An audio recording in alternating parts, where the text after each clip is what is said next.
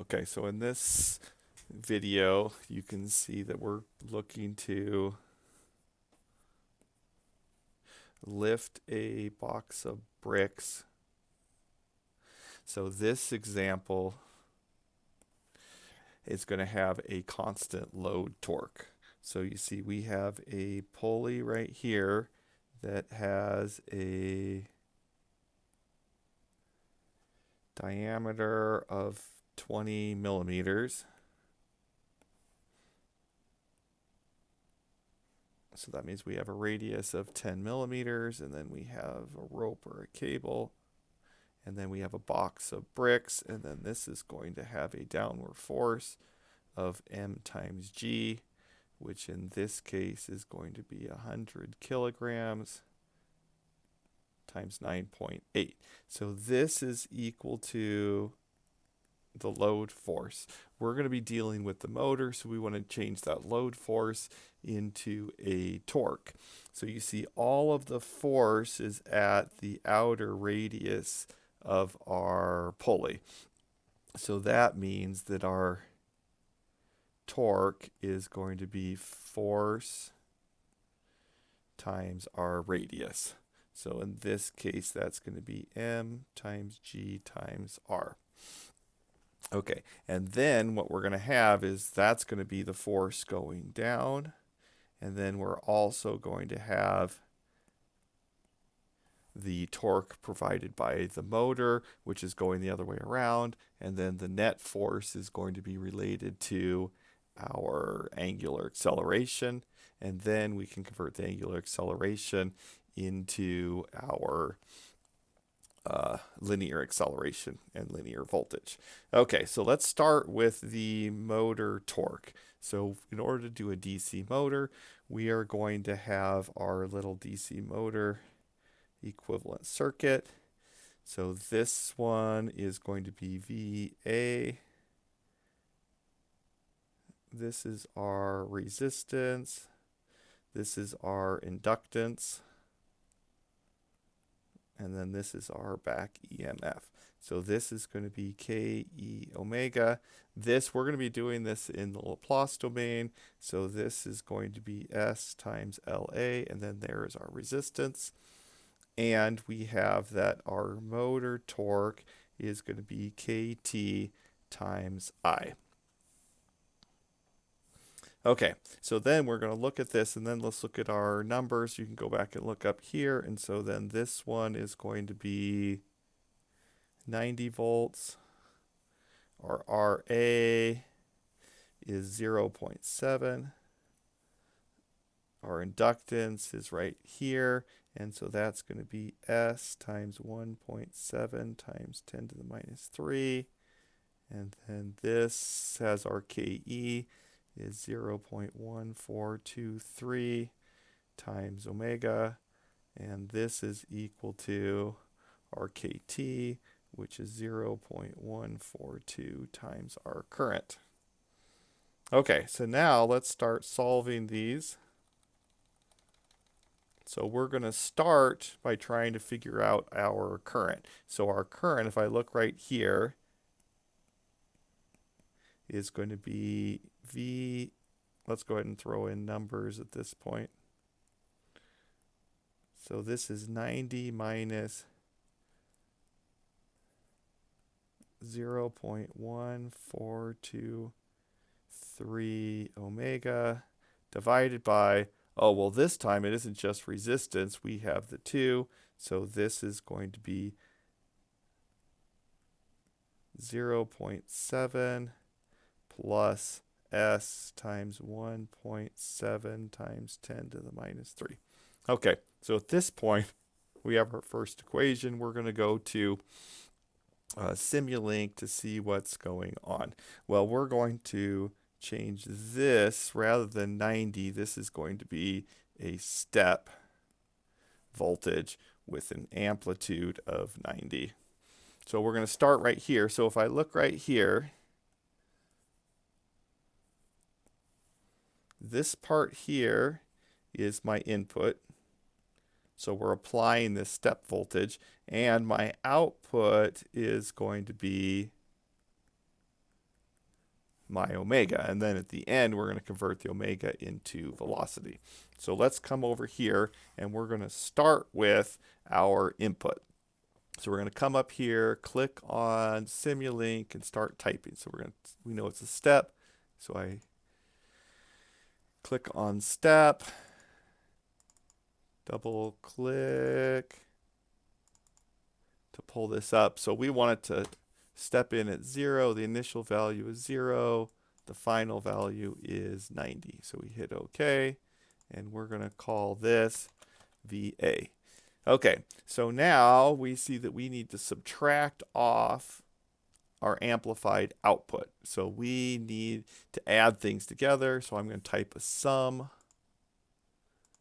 except for we want this to be plus and minus. Okay, now we're going to take our output over here and we're going to link it back around.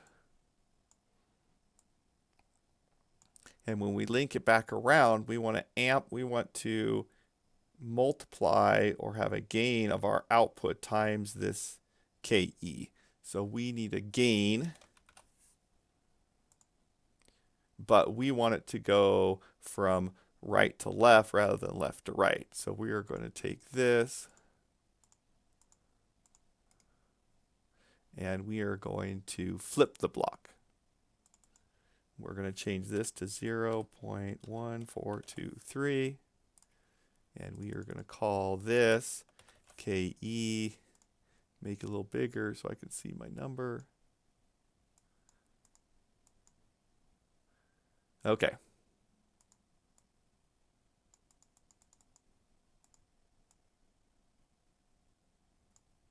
And then we wire this coming up. So this is going to be omega on here. We'll do it here and subtract it from our KE. So now we're going to come back over here. And you see I'm going to have my VA minus my KE omega times 1 over RA plus SLA. So you see I'm taking this subtracted input times this transfer function. So now we're going to throw in a transfer function.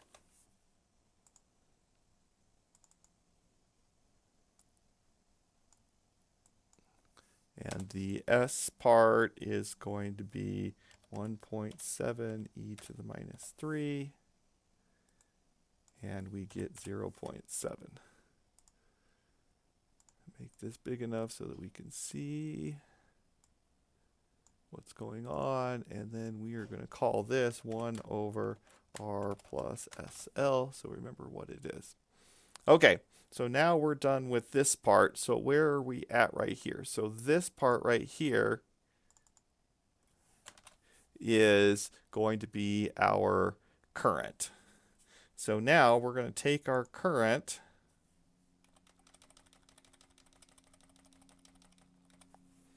So now we have our motor torque is equal to KT times my current.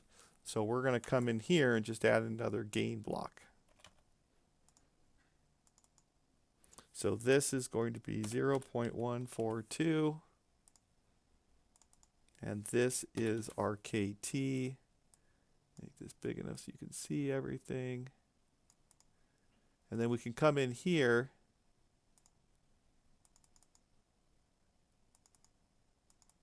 and label this as our current. So now this is our motor torque. So now that we have our motor torque, our net torque is going to be our motor torque minus our load torque minus our friction torque. So we're going to take, we have the motor torque, we're going to subtract these two off. So just to remember, TL was equal to our mass times our gravity times our radius, which is equal to 100 times 9.8 times 0.01, which is equal to 9.8. And our friction force is right here, is 0.106.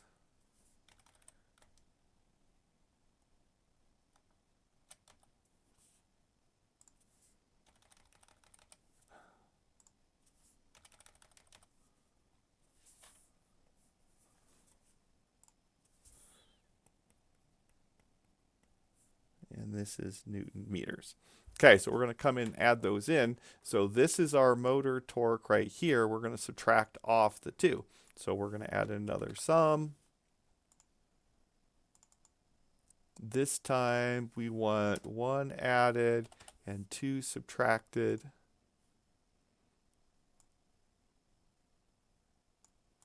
And we're going to add in, you see that our load torque and our friction torque are just constants. So we're going to come in here and put in a constant. We're going to call this 9.8. Call this our load torque. We're going to add in another one. And we are going to call this 0.106. And this is our friction.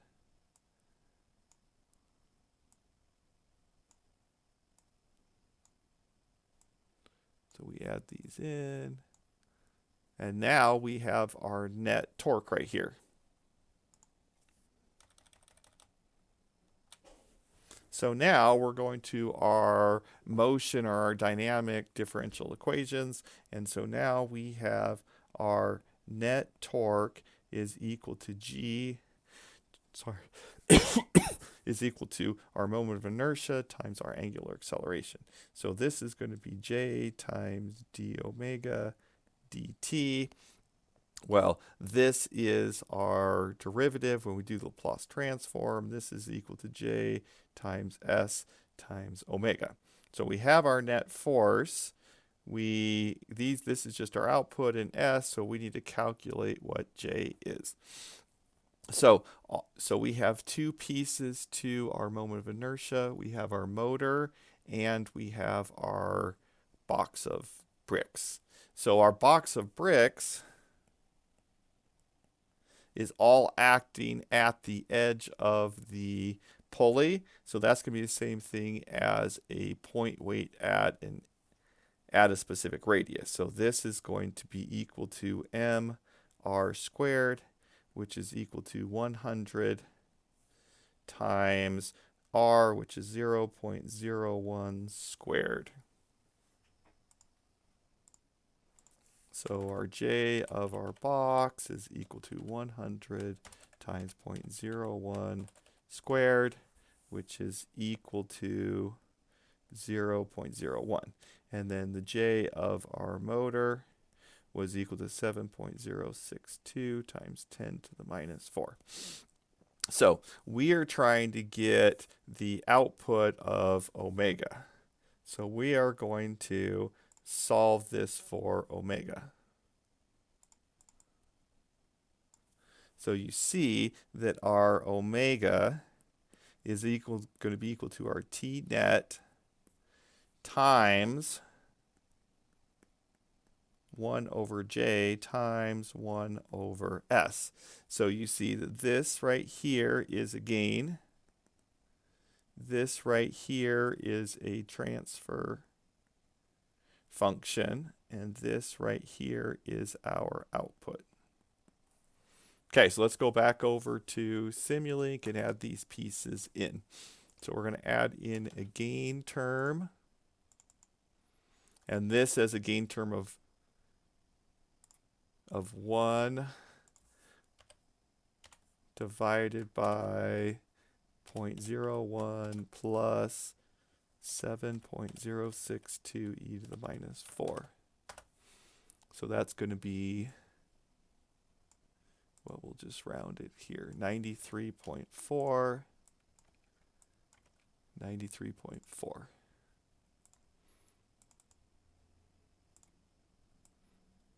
So we throw that up here, make this a little bigger. And we're going to call this 1 over J. And then we're going to add in a transfer function. And so this has 1 and 0. And you see we get a 1 over S. Now this is our output that's omega. Well, remember that this point here was omega. So we're going to take this and wire it back to there. And then this right here is our omega. So we're going to call that W. Now I want to get velocity. So velocity is equal to omega times R. So then I just add in one last gain term.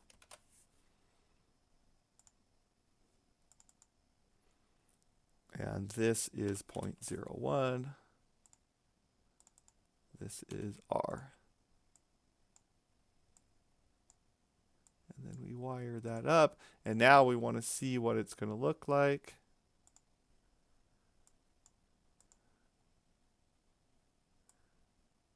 So we're going to take this and move it down a little bit.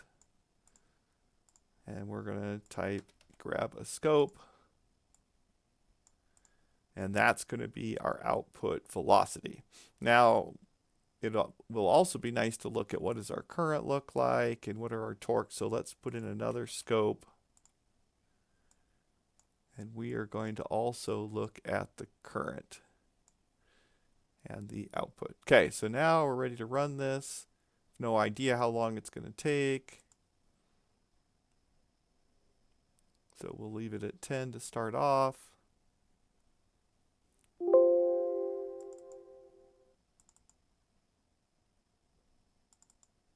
So we double click this and you see, so here is our acceleration until we get up to our maximum velocity, which is up here. So we are going to add in a cursor measurement.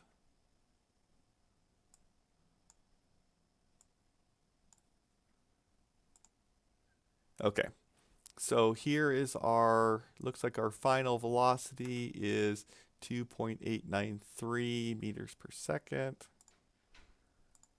We're trying to find when it gets to 90% of its speed. So 0.9 times 2.893. So we're trying to find 2.603. So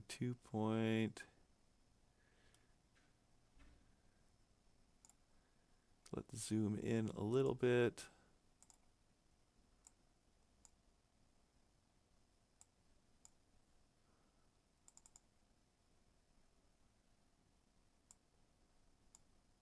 Okay. So 2.6. So you see it takes about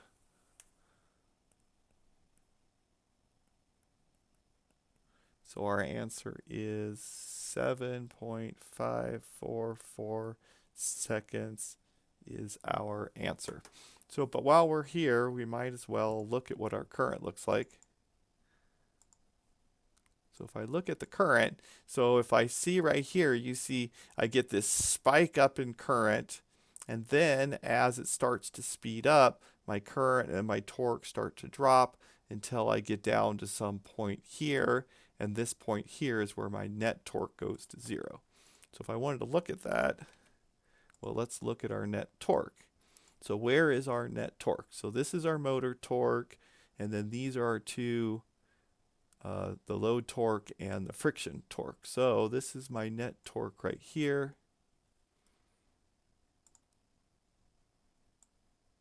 Let's change this down to like 3 seconds and run this.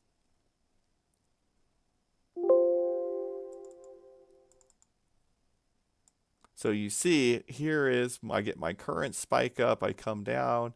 This is going to be my max acceleration right here, and then I'm going to decrease down until I get to a 0 net torque, and that's where it's not moving anymore. So let's go back to our current. So we get this spike up, but you see that it doesn't go up instantaneously to my max current. So this beginning ramp up is because of my inductance. So you see it takes 0.01 second to basically charge up my inductor to get me to my maximum current. And then once I'm at my maximum current, the inductance doesn't really matter that much. And then I get a drop in my current because of my back EMF. And that is the end.